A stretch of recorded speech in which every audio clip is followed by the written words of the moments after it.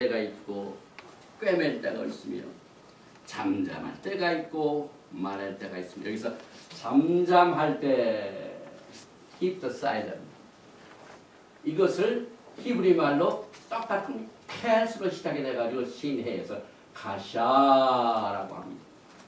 그래서 이 캣이라는 단어가 들어있는 말 중에 엄청난 하나님의 뜻이 숨어 있고 이것을 풀이하다 보면 이게 소비가 돼요. 그래서 제가 이제 이 한우카라는 이 절기 가운데 유대인들이 어떻게 성경을 해석하는가 를 여러분들이 다 목회자이기 때문에 잠깐 설명을 드립니다. 히브리 글자는 하나님의 DNA이기 때문에 첫째, 글자 안에 전부 숫자가 있습니다. 우리가 1, 2, 3, 4를 아라비아 숫자로 하죠. 히브리 사람들 아라비아 숫자를 안 써요. 하나님이 주신 히브리 언어, 이 알레벳, 기물, 다메 히브리 언어 22자가 숫자를 나타냅니다. 그걸 우리 영어로는 게마트리아. 그래서 제가 이제 토라를 가르칠 적에 이 토라에 나와 있는 숫자를 굉장히 중요시 여깁니다. 이 단어는 몇 번째 숫자이고 합해서 무슨 숫자의 뜻을 가지고 있고 지난 주일에 여러분이 잘 아시는 요셉이 형들에게 팔려갑니다. 팔려갈 적에 그 나이가 몇 세입니까? 17세. 우리는 그냥 지나가죠. 아, 요셉이 어렸을 적에 잡혀갔나 보다. 그래서 우리는 그냥 지나갑니다. 그런데 히브리 관점에서는 17이라는 숫자가 굉장히 중요합니다. 그 다음에 소년이라는 단어도 굉장히 중요합니다. 이만큼 이 게마트리아, 성경 안에 있는 숫자는 우리들에게 하나님의 뜻을 이해하는데 굉장한 인포메이션을 줍니다. 그 다음에 우리가 성경을 해석할 적에 그 단어에 뜻이 있습니다. 그래서 오늘 우리가 하누카 하면은 그것이 뭐냐면 dedication, 그 다음에 devotion. 우리가 우리의 몸을 하나님 앞에 재봉헌한다. 저는 어려서 우리 전명자 목사를 만났어요. 12살, 13살 교회에서. 그래서 우리가 학생회를 조직해가지고 우리가 예배를 드리는데 제가 그때 이제 예배를 인도합니다. 한 달에 한 번씩 꼭 헌신 예배를 드리는데 학생 헌신 예배 그럽니다. 그때 쓰는 헌신이 바로 한우카입니다. 그 뜻이 오늘 이 한우카를 통하여 우리의 몸이 하나님의 성전 이상으로 성령이 거하신 전임. 과거의 메카비 시대 때는 그 성전이 이 그릭 시리아 병정들에 의하여 굉장히 더럽게 됐죠. 그 제단 위에다가 돼지를 갖다 놨습니다. 그런데 그것을 다시 물리치고 그러니까 오늘 메카비 장군이 시리아 군대를 성전에서 몰아냈습니다. 그래서 제일 먼저 가서 할 일이 성전에 들어가서 어두우니까 불을 밝혔습니다. 그래서 불을 밝히기 위하여 그때는 올리브 오일로 했고 감난유를 딱 비치니까 하루밖에 사용될 양이 그거밖에 안 됩니다. 그런데 하나님께서는 그 하루밖에 안 되는 감난유를 8일 동안 기적적으로 하시고 9일째 그때 새 기록을 만들어 했어요. 그래서 기적으로 시작을 합니다. 그런데 그 성전이 메노라가 불이 붙음으로 말미암아 정화됩니다. 그래서 그 정화된 성전을 하나님 앞에 오늘 키슬랩 25일날 다시 드렸습니다. 그래서 여러분들이 이제 내년 1월달이 시작되기 얼마 남지 않았기 때문에 여러분의 미니스트리, 여러분의 가정생활, 여러분의 개인생활, 내 몸, my body 이걸 하나님 앞에 새롭게 드릴 줄 아는 각오가 있어야 합니다. 오늘 이 8일간의 절기가 그럽니다. 이제 나는 2012년부터 새로운 각도에서 하나님 앞에 쓰임받겠다. 하나님의 뜻과 목적을 전념을 다하여 순종하며 그 뜻을 따라하겠다 하는 이와 같은 결심을 하는 절기가 이 수전절입니다. 그래서 이 카누카라는 그 단어 속에 자체 뜻이 있고 그 다음에 또 유대인들이 성경을 해석하는 방법 중에 하나가 히브리 글자의 하나하나 구조가 또 특이합니다. 그래서 이걸 그래픽 디자인이라고. 그래픽 디자인. 요즘 컴퓨터에 뭐 이렇게 모형 이거 전부 그래픽 디자인한 겁니다.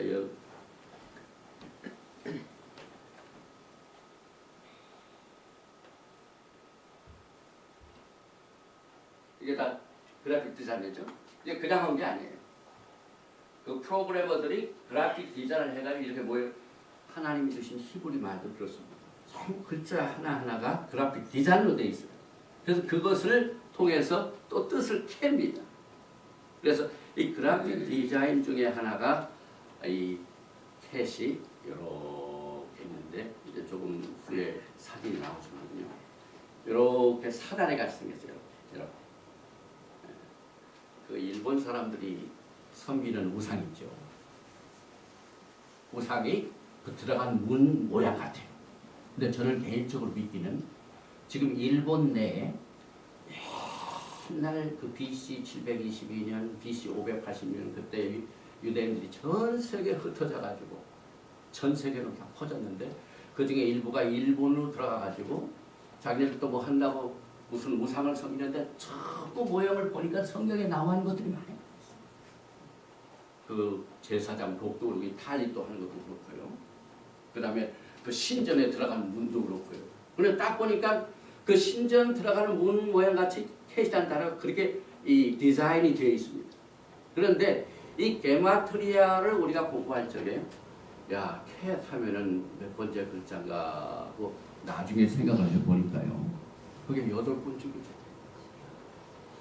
하나님께서는 글자 하나에 숫자 하나에 뜻 하나에 모든 것을 설명을 다 해주셨는데 그 글자가 생기기 글자는 훨씬 전에 생겼는데 이 한우카는 언제 생겼습니까? BC 168년. 그런데 왜 한우카를 8일 동안 합니까? 이 글자가 8번째 글자입니다. 그래서 이 게마트리아가 이렇게 성경을 해석하는데 역사를 한다는 것을 우리가 합니다. 그리고 출애굽기 보면은 하나님이 주신 계명이 있죠. 8번째 계명이 뭡니까? 도적질하지 마.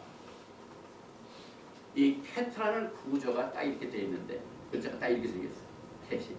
그런데 이걸 우리가 이제 픽토그래픽으로 그 그림의 뜻으로 어떻게 일하냐면 이 캣은 사닥다리 모양으로 있어가지고 이 펜스다, 울타리다 그렇게 배워요.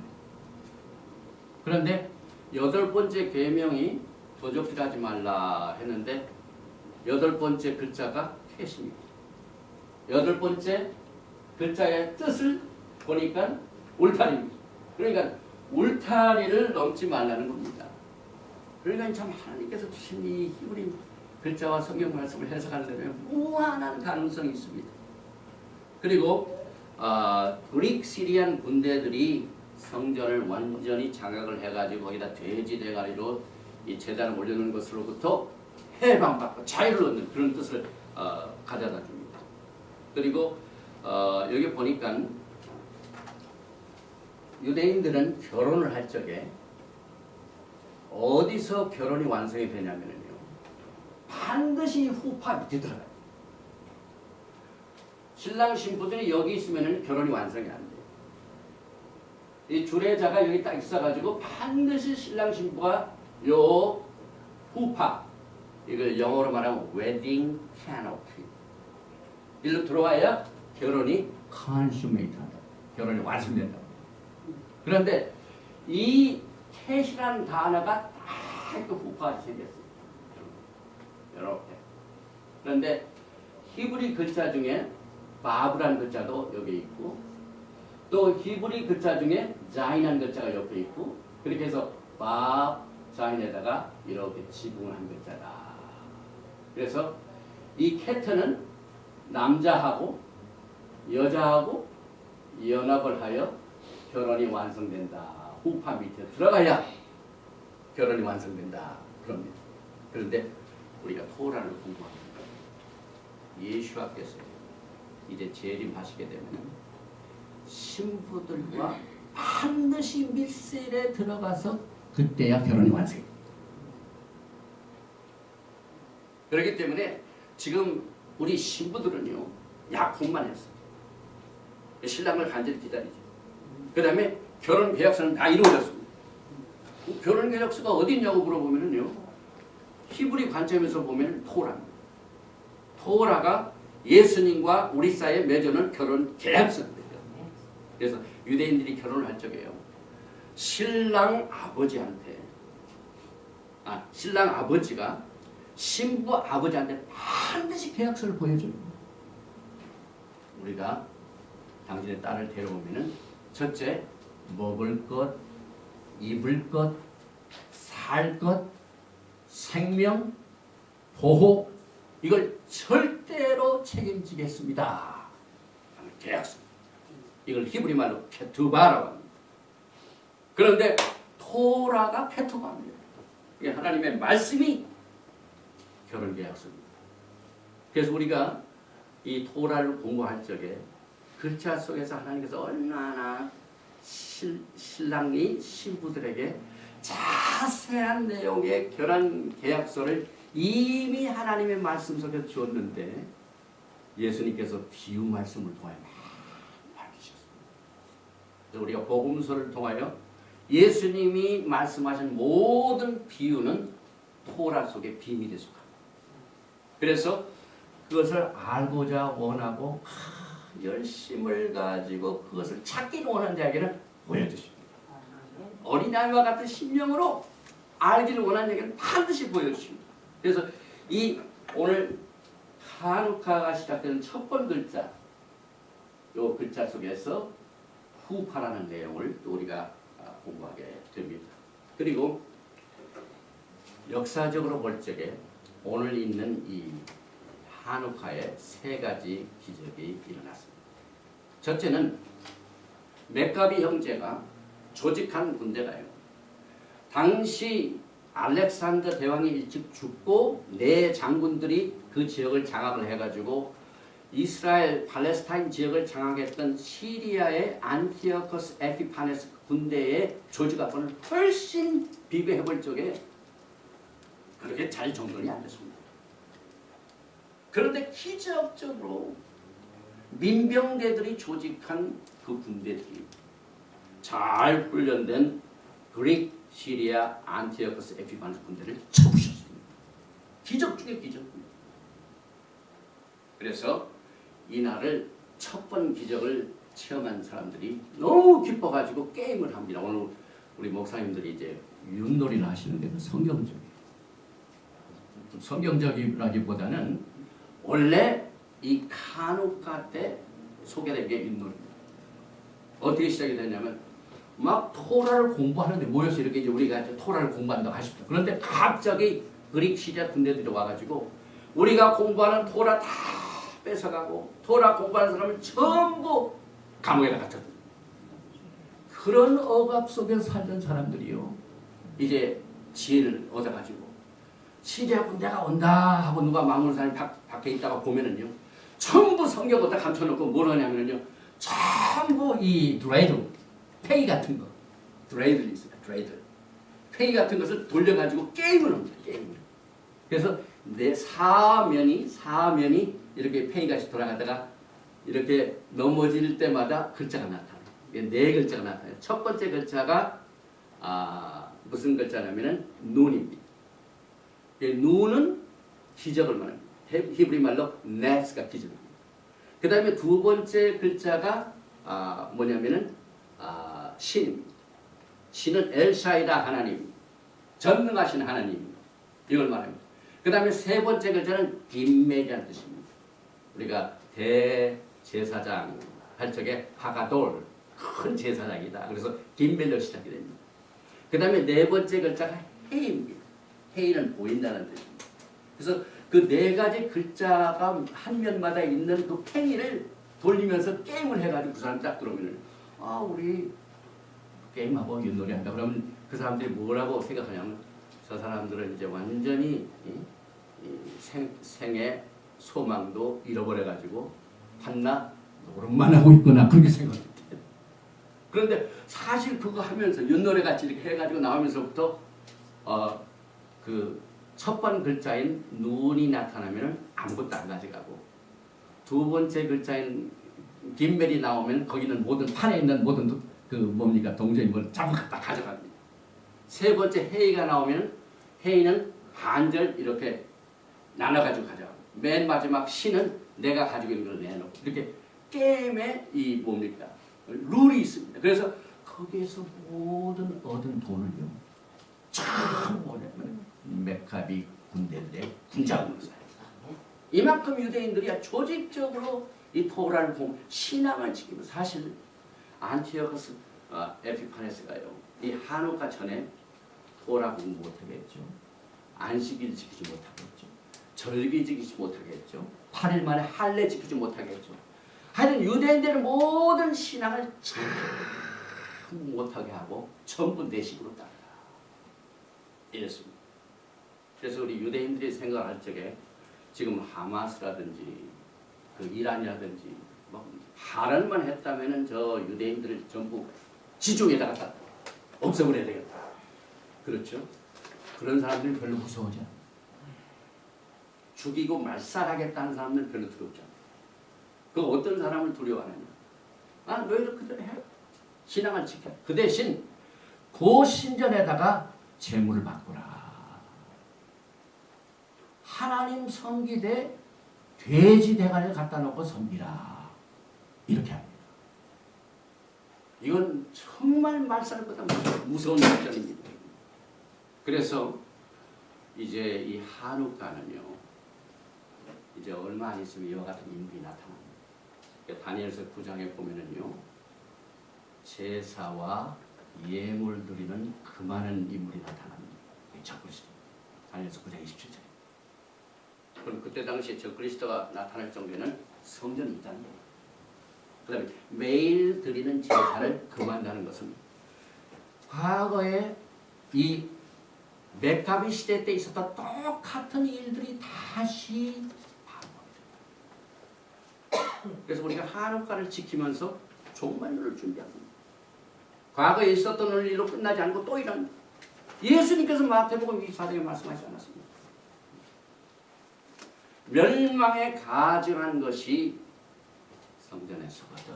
이 멸망에 가증한 것. Abomination of desolation. 하나님의 성전에다가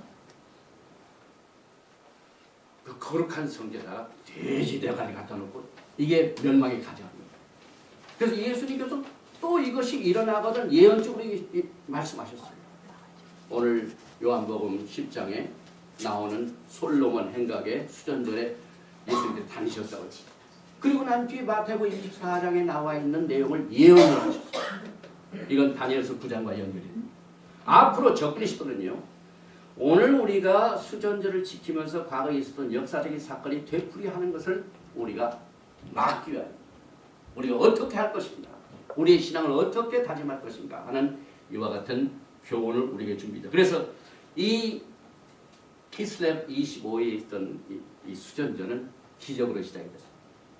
그 다음에 이제 두 번째 기적이 뭐냐면요. 하루병 가지고 8파리를 이렇게 키웠던 기적이 이게 두 번째 기적. 왜냐하면 그 시리아 군대들이 와가지고 막 전부 알리브 기름을 다 가져갔어요. 하나님 앞에 예배드리지 못하고. 그런데 하나님께서는 다 정말 미랄 하나를 가지고도 역사하시죠. 그 군대들이 다 성전을 회파하면서 막 다 금도 가져가고 은도 가져갔는데요. 단 한 가지 기름병 한 병은 그들이 못 가져갔어요. 그거 하나로 하나님께서 기적을 해보셨어요. 기적적인 기적이죠. 그리고 여러분과 저는요. 이 기름을 통해서 성전을 밝히는데 이 기름 이것이 루ach 하코데시입니다. 우리의 성전에 하나님의 성령의 기름이 늘 불타야 돼요. 성령 충만. 그래서 이 사도행전 2장 때 오순절의 사건이 뭐가 나옵니다. 불에 혀같이 갈라진 것입니다. 이건 우리가 히브리 뿌리를 공부하면요 신약 전체 단어 하나가 해석이 달라집니다, 여러분. 전부 서로 연결이 됩니다. 그래서 저는 이렇게 생각해요. 우리가 지금 토라 신학교에서 가르치는 토라, 또 토라 포션 매주 하죠. 근데 이 토라는 우리의 몸에 어디에 해당하냐면 목입니다. 네. 이 네 개 역할이 뭡니까? 밑에는 우리의 몸이 있죠. 기관이 있죠. 소화, 그 다음에 위장, 우리의 몸의 중요한 부분이 다 생식 부분, 움직이는 부분, 이런 거 다 리프로덕션 부분이 그 올간이 다 밑에 있죠. 그 다음에 우리 두뇌는 뭐가 있습니까? 뇌가 있죠. 그런데 이 두뇌와 우리의 몸을 연결시키는 분이 어디입니까? 우리의 몸. 이것이 토라의 위치입니다. 우리가 지상에서 하나님을 섬기죠. 또 영이시고 또 육신을 가지신 예수님 우리가 섬기죠. 이 하늘과 땅을 연결시키는 이 커넥션이 반드시 하나님께서는 말씀을 통해 주셨습니다. 그래서 메시아니 유대인들은요, 이것을 토라로 엽니다. 오늘 이 빛의 절기인 빛이 또 토라는 걸 여러분 잘 아시죠?